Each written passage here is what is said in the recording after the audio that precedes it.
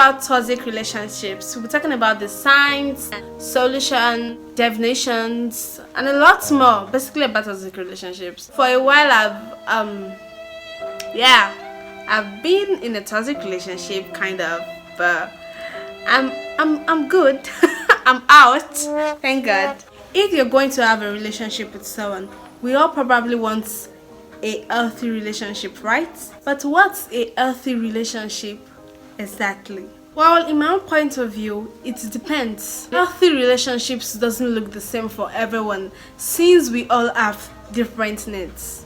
Your specific needs around communication, space, affections, shared hobbies, and values all change over time as we grow older. In short, healthy relationship is a very broad term.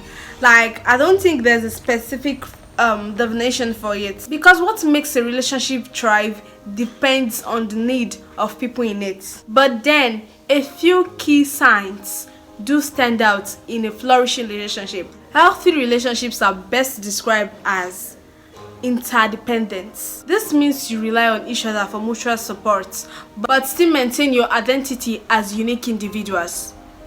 In other words, this means your relationship is balanced. So with this definition of my healthy relationships, then we should be able to coin the definition of a toxic relationship. It's just opposite of a healthy relationship. A relationship where the two parties don't support each other, where one undermines the other. It's supposed to give you peace, happiness, support. A relationship should make you a better person, not make you less yourself. So the warning signs of a toxic relationship I'll be giving you today are from personal experience and experience of people around me. Like, I've asked people before I made this video, and I brought those answers together and picked the outstanding warning signs. Yes, so I might be diverting into personal issues at some point in time in this video. Please forgive that.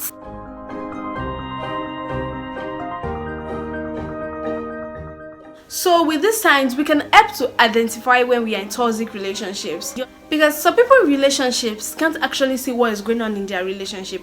They tend to overlook it. Some tend to endure, because that's the mentality around here. It's believed that we are meant to endure anything we are going through in relationships. At some point, we should know when this endurance level has gotten to the peak. It's a mutual something. It should be balanced. You're trying to endure, at the same time the other person is trying to work on that particular thing. So let's go to the first point. Guilt trip.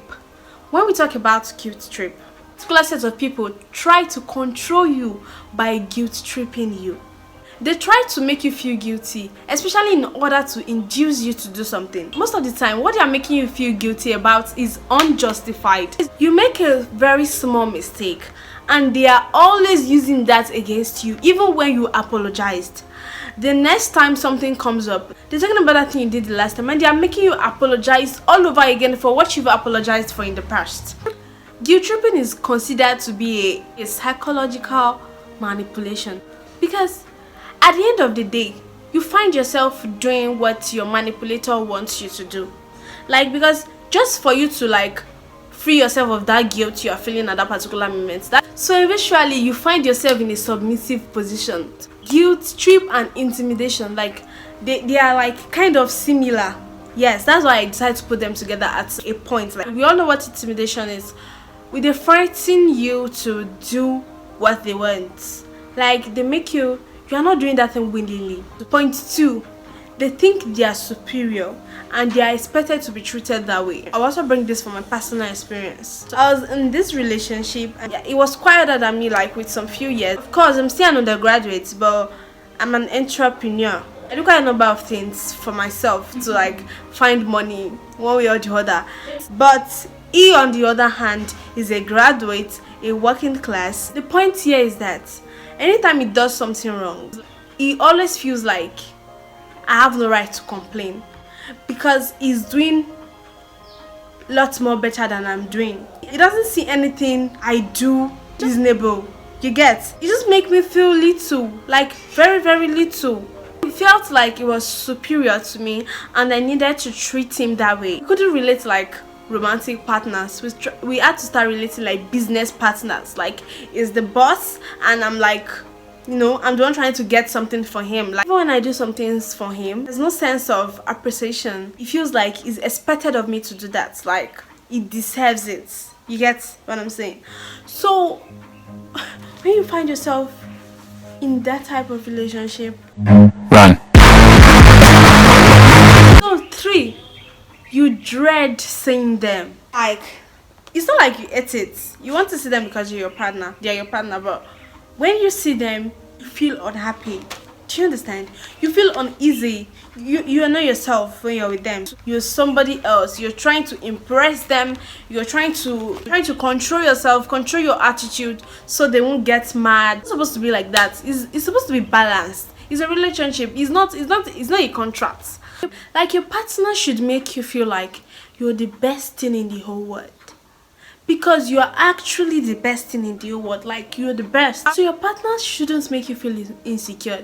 Your partner should love you for who you are. He should be the one to make you feel so fly, make you feel like a queen, make you feel like a king. Justify when you're not in the right relationship. Like, you should know when to put an end to it. Let's move to the 4th point. They are easily jealous. Whenever I talk about jealousy in relationships, people say it's normal to be jealous in relationships. But please, there is a level to jealousy. Jealousy is different from obsession.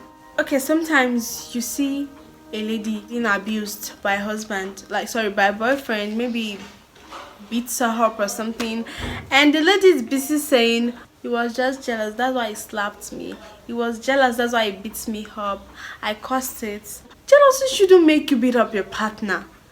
Jealousy shouldn't make you start harassing your partner, shouting at your partner outside, like in front of everyone. There are levels to these things though. There are levels. I've seen someone slap his girlfriend at the mall just because someone else approached her. Funny thing is that she didn't even give out her number. Maybe because she already knew the type of boyfriend she has. And this guy walked up to the girl and slapped her. He didn't even go to the guy and say, excuse, I'm a babe. As in, she's not single, she didn't come alone. He went to the guy and slapped her because she was talking to a guy. Excuse me, is that one too jealousy? That's past normal. It's not jealousy. Oh, I've seen a lot to this word. Let's move to the next one, please. Nothing you do for them gets returned. Like, they feel like they deserve everything you do. Even when you buy them gifts, you take them out, when you help them with something, they just feel like they deserve it. Like they're not showing any sign of appreciation. Like, they're trying to make you feel kilo she not any sherry. We should all learn to appreciate each other. Love is given without expecting in return. Right now, it's not about you expecting. It's just the normal thing to do. You get?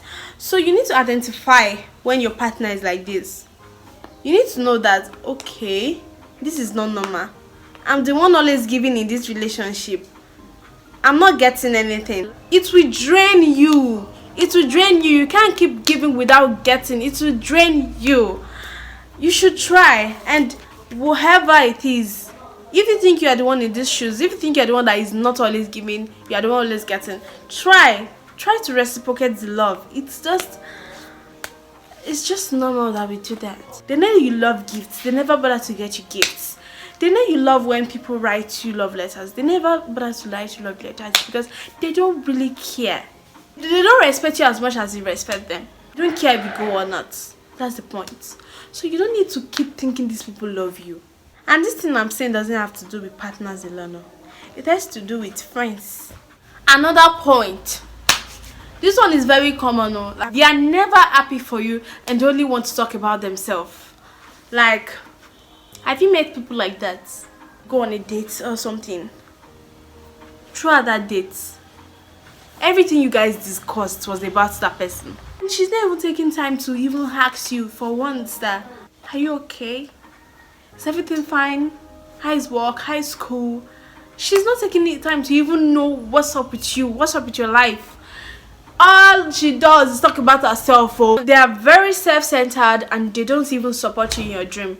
When you tell them you have a plan for yourself, they never for once ask you that what is the plan, what plan do you have for your future, like what's next, like what's your next plan after this step, what plan do you have to take next. They are not thinking about your future with you at all. They just keep talking about themselves. You know, at some point you understand that these people don't even include you in their future. They don't even care what you become tomorrow. They don't care what you turn out to be. They are so self-centered that they care only about themselves and their success. Run away, oh, those people are toxic, man. So how do we think we can handle these toxic relationships? At a point in time, I felt cutting these people off will be the best solution. Like when you identify them, just like cut that relationship with them, like reduce the intimacy, like. But again, thinking about it, I realized that some people don't even know they are being toxic. Some people don't even know they are doing all these things. Like some people don't know they are being bad. So in my opinion, I think you can just like call them to order, talk to them about this, because I believe communication is the key in any relationship at all, friendship, anything at all. Communication is the key. So I think calling them and telling them about this thing, like express your feelings to them. This is how I feel about you doing this to me and it really hurts me. If they love you, they'll try to change for you. Seriously, they'll try to stop being toxic. I don't think anybody will be happy that he or she is being toxic to a partner or his partner. So even when it's your family members, you talk to your brother, talk to your sister, because there are some people you can't cut off. Like a family member, what if it's your parents, what if it's your brother or your sisters? You can't cut those people off, so you just need to talk to them about it. And when you talk to them about it, let's hope they change. But if they're not changing, that's when we talk about cutting them off. Yeah, if they're friends, like friends you can cut off, then you should cut them off. If it's with your parents or your brothers and sisters that you can't cut off, and you've spoken to them and they're not changing about it, I think you just have to interact with them on a minimum level so that their opinion about you doesn't define who you are. You get, sometimes you actually need to take a break from these people. Like, you need a break. Just identify that. Who is this person to me? What is this person doing in my life? Like, is this person being toxic to me or not? Am I seeing a lot of signs that I'm ignoring? Like, do I keep making excuse for this person? You know, sometimes we do that a lot. We make excuse for our partners. So we need to create emotional distance. Like, you need to define what you are with that person. Like, you need to know that this person isn't the one controlling my emotions. I want to be happy when I'm happy, and when I'm down, I want to be down not because this person isn't making me happy. You get? You need to build your own emotional strength yourself. You don't need to rely on somebody. You know that, because if you do that, you won't be able to cut these people off. You won't be able to cut that toxic relationship. You won't be able to do anything about that toxic relationship or that toxic situation you find yourself. 3. Look at your contribution to that relationship. If you discover that this person has been the only one contributing to this relationship, I'm not contributing anything to this relationship, then you know you need to work on yourself. Yeah, you need to work on yourself. It can't be just one part. That's not balanced anymore. That's not a healthy relationship anymore, because that person is the only one contributing now. And I'm not only talking about financial contribution. No, that one is a topic for another day. Lastly, get a professional help. If you discover that you think your relationship is being toxic and you don't know how to go about it, you don't know how to call the person off, you don't know how to talk to the person, you don't know what you do, it's just like you're confused and everything is up and down, get a professional help. There are a lot of helps out there. Like, help yourself before it's too late. One thing I like to talk to you guys about: if the above reminds you of me, like the toxic relationship signs and everything reminds you of me, please, I need you to talk to me about it, because like I said earlier, you might not just know you're being toxic. And I promise I'll work on myself. I don't want to tell you to cut me off. Like, I really don't want to lose anyone. You're all my family. And before I go, I would like to remind you that you might be the toxic one. So work on yourself. Let's all work on ourselves. Like, let's all do this together. So guys, we've come to the end of this episode, and I hope you really enjoyed yourself. Like, I always want to talk to you guys. Like, I love you. Remember to share this video with your friends, family, and enemies, like I always say. And remember to subscribe. Just click on the subscribe button. Yes, do that. And if there's anything that I said in this video that you think you like to oppose, or you like to support, or anything, just drop it in the comment section. I promise to reply you. I always do that. So guys, peace out. Have a happy life, and see you next time on True Talk with Angela. Bye.